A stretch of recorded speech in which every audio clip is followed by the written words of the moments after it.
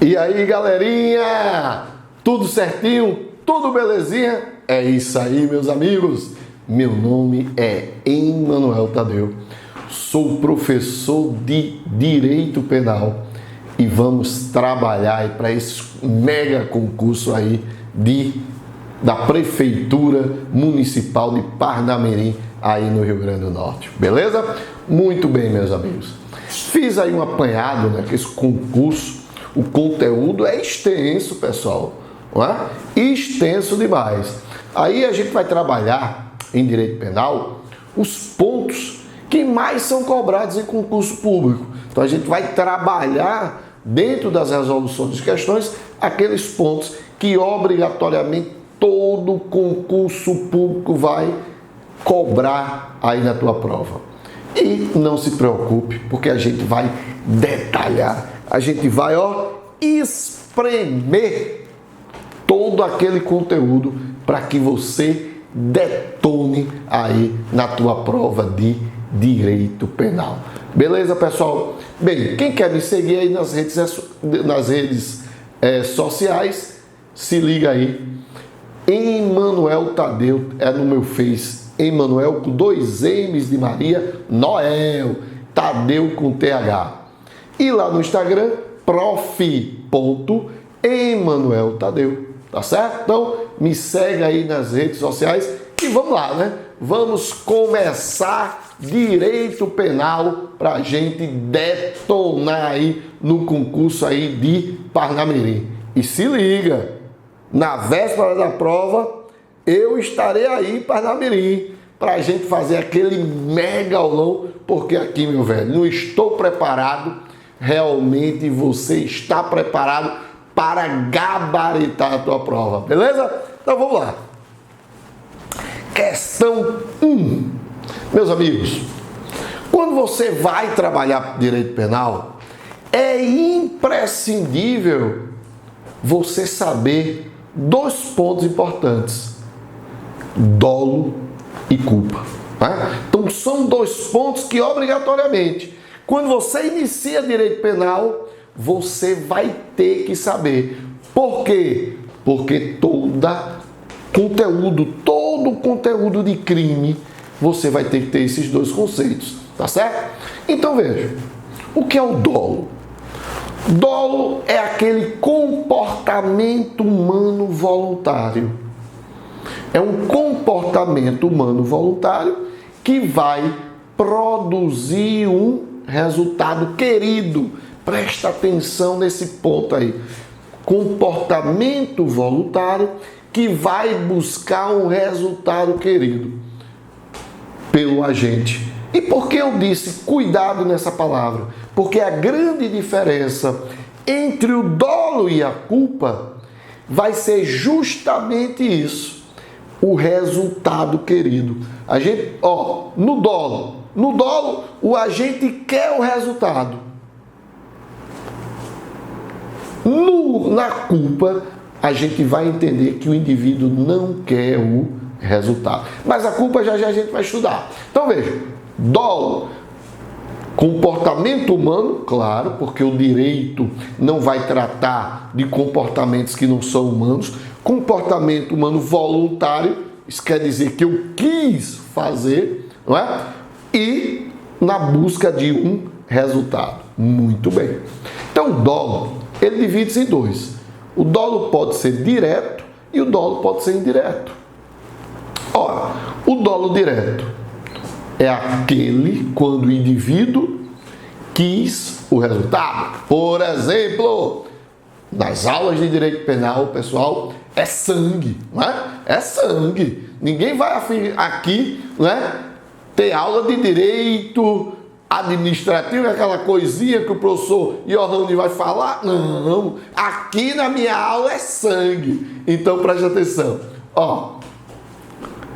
Professores aqui, eu gosto muito de professores aqui, né? O cara que mora no meu coração, mas eu vou ter que colocar ele como exemplo.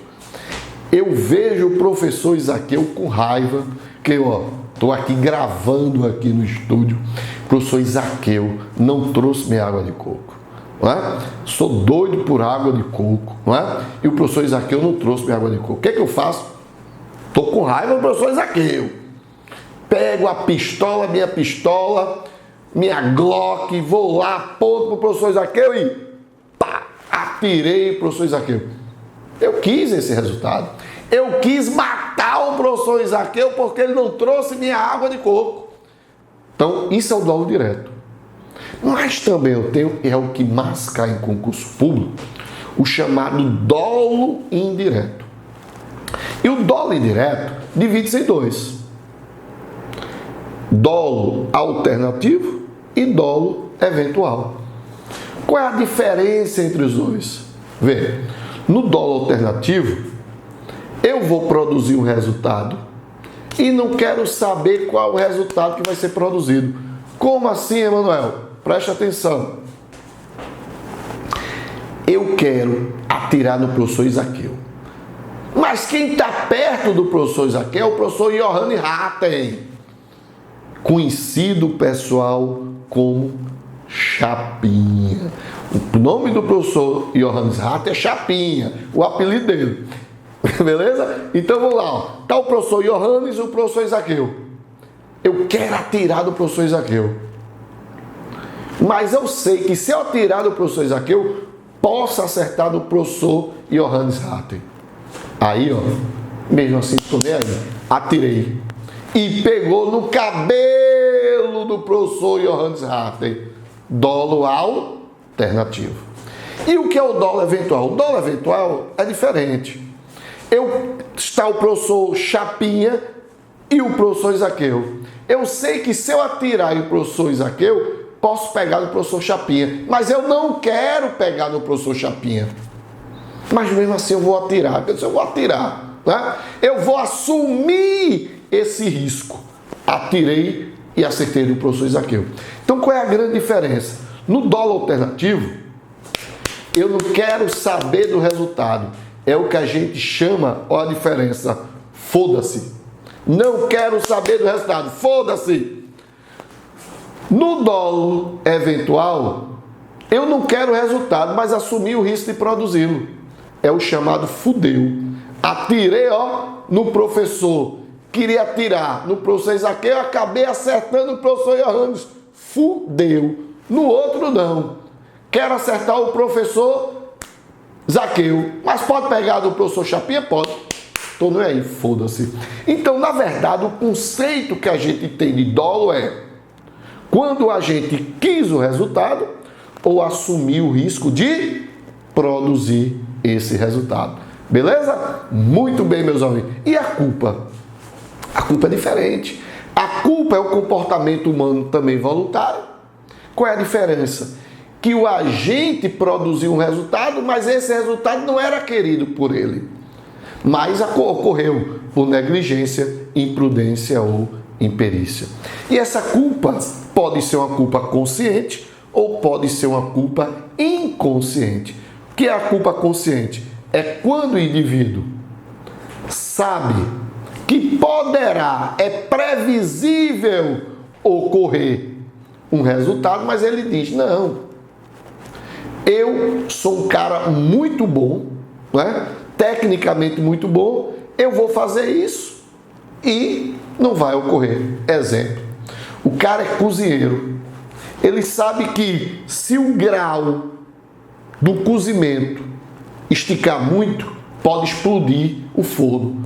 Mas ele confia tanto nele que diz, não, eu vou fazer assim mesmo, porque eu confio em mim. Veja, ele não quer o resultado da explosão, mas ele acha que a habilidade dele é suficiente para não produzir o resultado. Culpa consciente. Culpa inconsciente. Ele não prevê um resultado, ocorre esse resultado, ele não previu esse resultado, apesar de ser previsível. Como assim? Exemplo. O professor Isaqueu disse, ó, quando sair do estúdio, desliga o ar-condicionado, porque senão explode. Eu saí e esqueci. Veja, não queria o resultado. Era previsível eu sair e não desligar, queimar, mas eu não queria o resultado. Culpa inconsciente. Beleza? Diante disso, vamos lá para a questão. Em relação aos crimes dolosos e culposos, é correto afirmar: a culpa estará caracterizada se o agente previu o resultado ou assumiu o risco de produzi-lo. Questão errada. Aí é o quê? É o dolo. É o dolo. O dolo está caracterizado quando o agente quis o resultado ou assumiu o risco de produzi-lo. Olha aí, resposta. Questão 1, letra B de bola. C. A culpa consciente estará caracterizada quando o agente assumiu o risco de produzir o resultado. Não, isso aqui é dolo eventual. O dolo estará caracterizado se o agente previu o resultado, mas não assumiu o risco de produzi-lo. Isso é dolo, não é? Não, aqui ó, o dolo estará caracterizado quando a gente previu o resultado, mas não, ó, tá errado aqui, ó.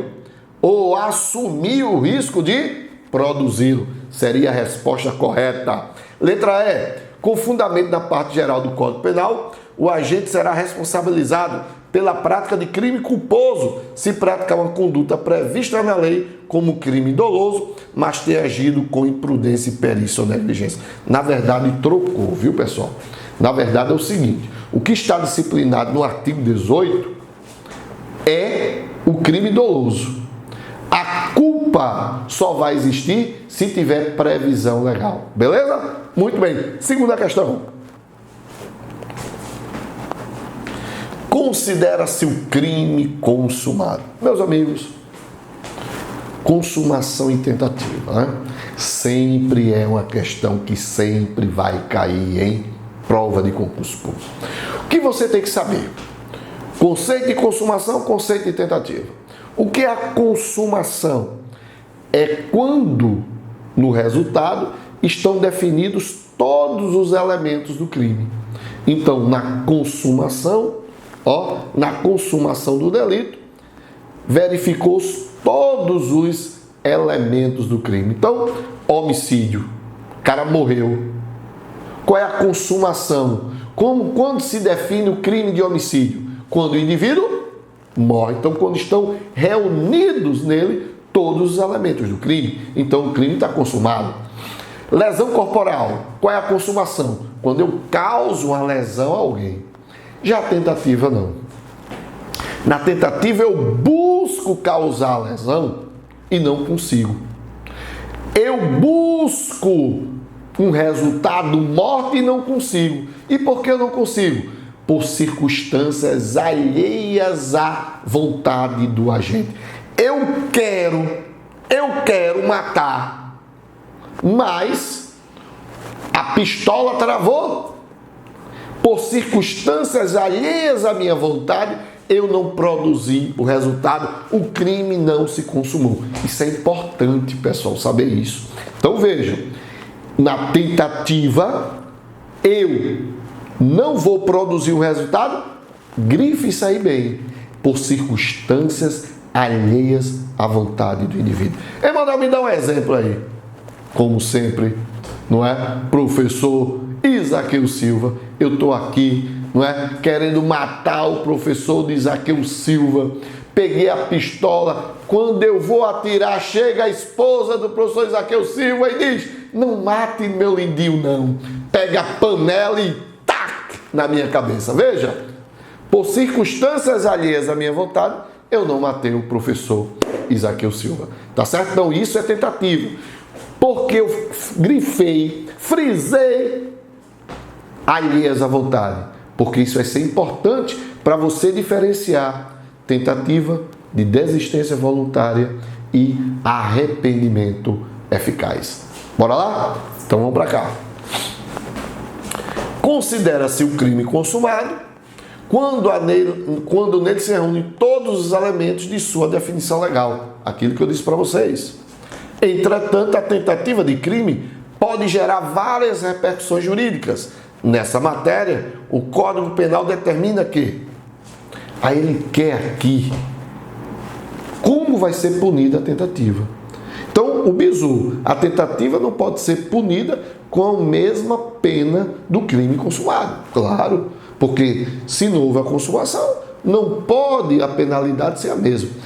Obviamente, existem exceções. Sempre vão existir exceções, tá? Mas não cabe agora a gente trabalhar essas exceções. Bora lá. Então, a tentativa é punível mesmo quando, por ineficácia absoluta do meio ou por absoluta impropriedade do objeto, é impossível consumar-se o crime.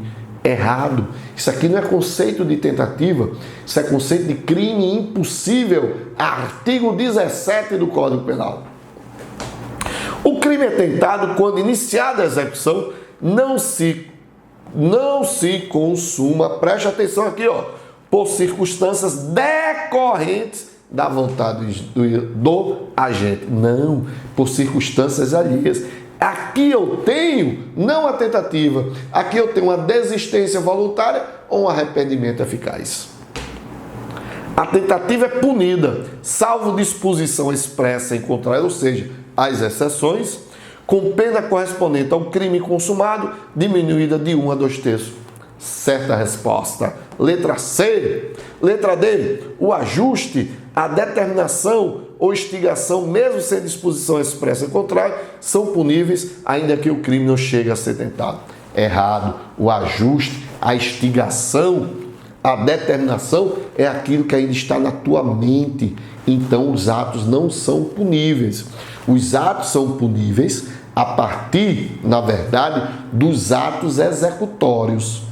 Isso só começa-se a punir a partir dos atos executórios. Existem situações, existem crimes que a punição inicia nos atos preparatórios. Exemplo, associação criminosa. Beleza? Vamos lá, terceira questão aí na tela. Paulo, sabendo que seu desafeto, Pedro, não sabia nadar e desejando matá-lo. Então vejam, Paulo sabe que seu desafeto, Pedro, não sabe nadar. Jogou e desejando matá-lo, então ele tinha o desejo de matar, tinha o dolo de matar. Jogou nas águas durante a travessia de um braço de mar. Todavia, ficou com pena da vítima, mergulhou e retirou antes de se afogar. Bem, não pode ser crime tentado, porque não foi uma circunstância alheia. Então, letra E. Crime impossível não, que ele ocorreu. E crime imputativo não foi. Não houve nada de imaginação. Ele não imaginou nada, ele praticou. Só sobrou o quê? Desistência voluntária e arrependimento eficaz. Veja, no arrependimento eficaz, ele inicia, mas não continua o ato executório. Então não pode ser desistência voluntária porque ele empurrou. Seria desistência voluntária se ele faz a menção de empurrar e desiste. Iniciou o ato e arrependeu-se. Na desistência voluntária não. Ele inicia o ato, dá continuidade ao ato, mas arrepende-se, evitando a consumação do delito. Foi o que aconteceu aqui. Ele empurrou, mas, com pena da vítima, mergulhou e a retirou. Letra D. Terceiro, letra D, arrependimento eficaz. Beleza? Próxima questão. Quarta questão aí. Roalda, eita nome bonito danado, vinha dirigindo seu carro quando em uma descida percebeu que vinha em sua direção, na traseira de seu veículo, um enorme caminhão desgovernado. Em face de ter perdido a capacidade de frenagem para salvar sua vida, Roalda jogou seu automóvel para o acostamento, colidindo com a condução escolar que estava estacionada aguardando a criança. Logo, a conduta de Roalda frente à colisão com o veículo estacionado constitui. Veja, qual é a ideia aqui? É de um excludente de licitude. O que são as excludentes de licitude? São aquelas em que o indivíduo pratica o ilícito, mas esse ilícito é excluído por excludentes. Quais são elas? legítima defesa, estado de necessidade, exercício regular do direito e estrito cumprimento do dever legal. Quer decorar? Estão lembrados daquele ator, aquele cara que é do Kung Fu? Bruce Lee. Então, esquece o Bruce e lembra do Lee. L, legítima defesa. E, estado de necessidade. Outro é exercício regular do direito. E outro é estrito cumprimento do dever legal. Veja, o grande X da questão é diferenciar se houve legítima defesa ou estado de necessidade. Como é que a gente diferencia isso? De uma maneira prática. Legítima defesa, agressão injusta. Estado de necessidade, perigo atual. Legítima defesa, agressão injusta, atual ou iminente. Estado de necessidade, perigo atual. Aqui foi uma agressão injusta ou um perigo atual? Perigo atual. Se é perigo atual, não pode ser legítima defesa, porque não houve uma agressão e muito menos exercício regular de direito. Então só nos sobra o quê? Estado de necessidade defensivo e agressivo. Qual é a diferença do estado de necessidade defensivo? Eu não provoco lesão a terceiros. A terceiros. Então, veja, tem um barco, um bote, só tem um bote em alto mar que o navio naufragou, o Titanic. Só tem um bote para mim e outra pessoa. Eu vou e mato essa pessoa. Perigo atual. Ele não me agrediu. Estamos lutando pelo bem jurídico que é a vida, eu e ele. Então eu vou e o mato. Causei lesão a alguém? Não. Estado de necessidade defensivo. Mas nesse caso, eu, para me defender de um perigo, eu causei lesão a terceiros. Então, letra B, estado de necessidade agressivo. Próxima e última questão do nosso bloco de hoje. Gabriel, 25 anos, desferiu de maneira imotivada diversos golpes de madeira na cabeça de Fábio. Seu irmão mais novo, após ser denunciado pelo crime de lesão corporal gravíssima, foi realizado exame de sanidade mental, constatando-se que no momento da agressão, Gabriel, em razão de desenvolvimento mental incompleto, não era inteiramente capaz de entender o caráter ilícito do fato. Veja, aí é o elemento culpabilidade. No elemento culpabilidade, você tem 3 outros elementos: potencial consciência da licitude, exigibilidade de conduta diversa e imputabilidade penal. Imputabilidade penal. O chamado PEI. Veja, a imputabilidade penal só vai ocorrer quando, nas seguintes situações: quando o indivíduo é maior de 18 anos e não adianta ser maior de 18 anos, tem que ter consciência, discernimento de saber o que é certo e o que é errado. Tá certo? Então, nesse sentido, você tem, se o cara tiver menos de 18 anos, inimputável. Ele tem mais de 18, mas não tem discernimento do que é certo e errado. Ele é inimputável. Então, o que é que acontece nesse caso? A inimputabilidade do agente afastando-se a culpabilidade. Mas veja, o grande bronca aqui da questão é que ele não era inteiramente capaz.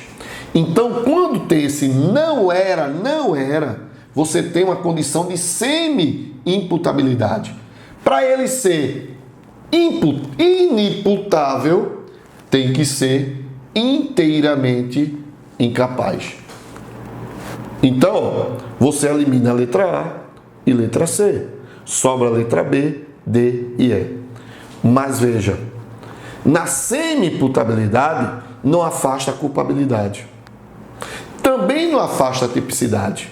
Afasta o quê? Não afasta nada. O que ocorre é uma causa de redução, de diminuição de pena. Tá certo? Meus amigos, quinta letra D. Muito obrigado. Mais um bloco aí de direito penal e até mais.